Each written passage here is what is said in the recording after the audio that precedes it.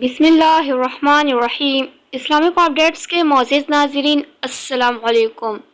دنیا کی دولت اور خواہشات، ایک حدیث میں ہے، اگر آدمی کو ایک وادی سونے کے دے دی جائے تو دوسری کی تلاش کرتا ہے، اور دو ہو تو تیسری کی تلاش کرتا ہے۔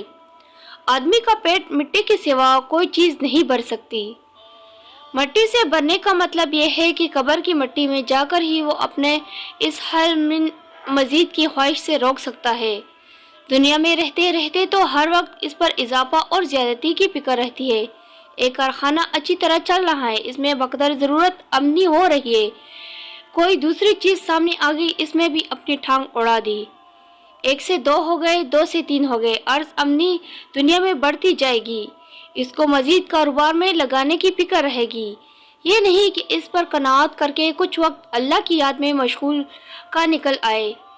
اس لیے حضور اقدس صلی اللہ علیہ وسلم نے دعا فرمائی۔